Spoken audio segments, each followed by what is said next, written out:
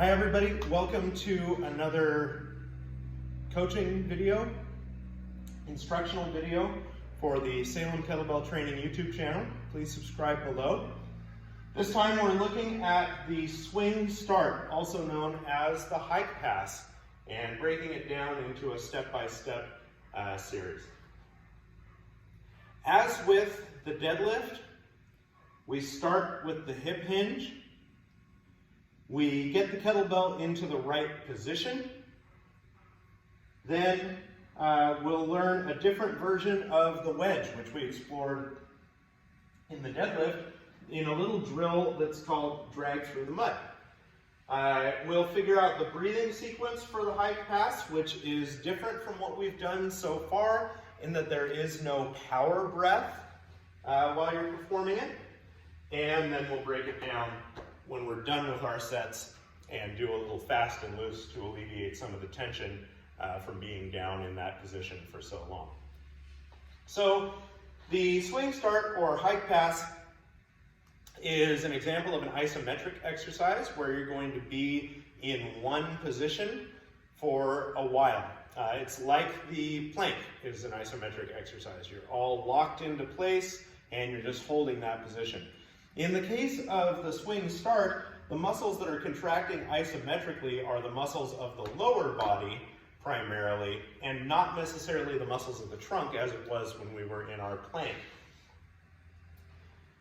We're going to start with the hip hinge, but first we need to figure out sort of where we're going to go for that hip hinge. So, in the deadlift, we set up with the handle in line with the shins.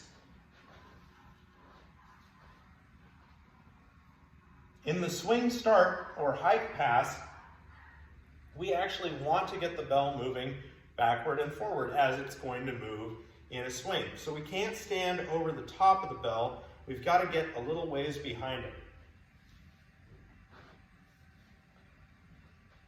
So I might set up right over the top of the bell, but then I'm going to take one step back that's about a foot length, and maybe another one, or half a foot.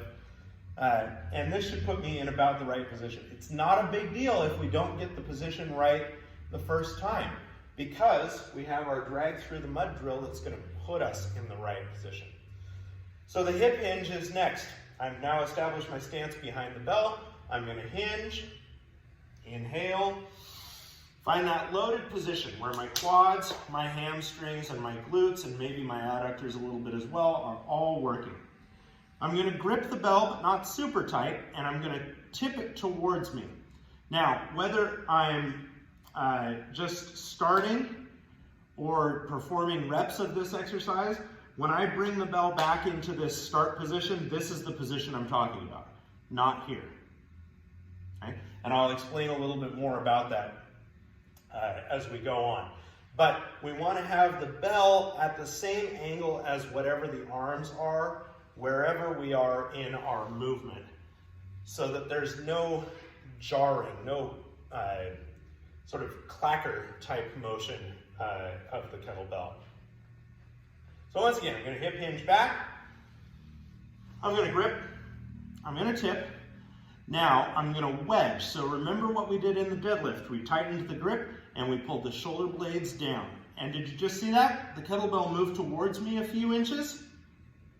That's an example of the drag through the mud drill.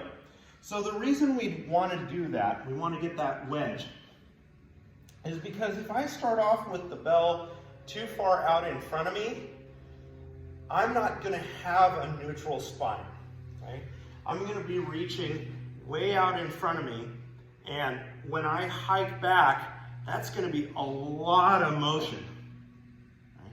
Whereas, if I grip and tip and then drag that bell through the mud and wedge those shoulder blades down, now when I hike back, no movement in the spine. We're good. Okay? So that's the drag through the mud drill. The breathing sequence on the swing start is different than what we've encountered so far. It's neither the power breath of the hip hinge or deadlift, nor breathing behind the shield, nor do we hold our breath as we did in the Valsalva maneuver. We're actually going to breathe just normally, but in a certain rhythm. So when we're performing reps of the swing start or hike pass, the inhale happens as we backswing. The exhale happens as we let the bell come to rest in front of us again. But it doesn't have to be powerful because we're not changing position. The power breath is used as part of the movement in our strength training movements. We don't have a movement going on here. We didn't have a movement going on in the plank. So we don't actually need to have that big bellow-like power breath because we're not using the breath to create the movement. Hip hinge, grip and tip, drag through the mud. Now I'm going to breathe just normally as I hike back, so I'm going to breathe in through the nose.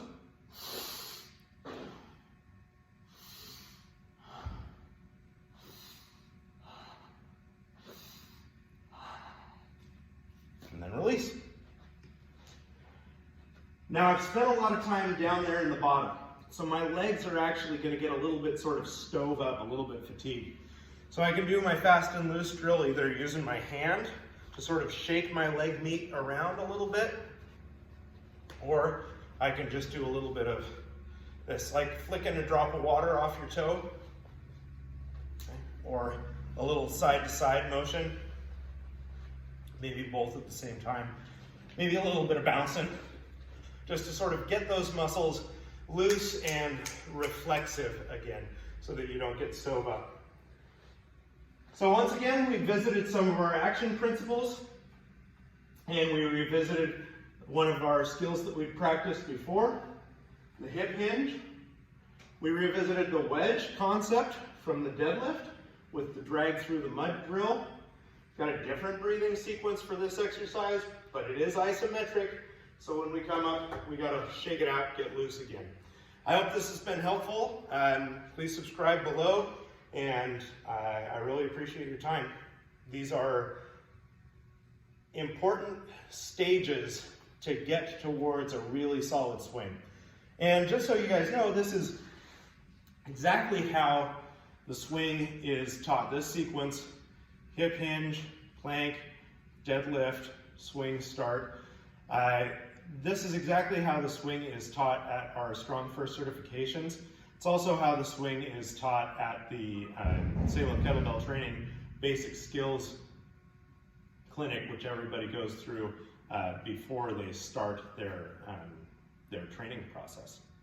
So we're breaking things down in such a way that they become easy to learn, step by step, and we layer those skills one upon the next until we create a great swing. And that's coming up next.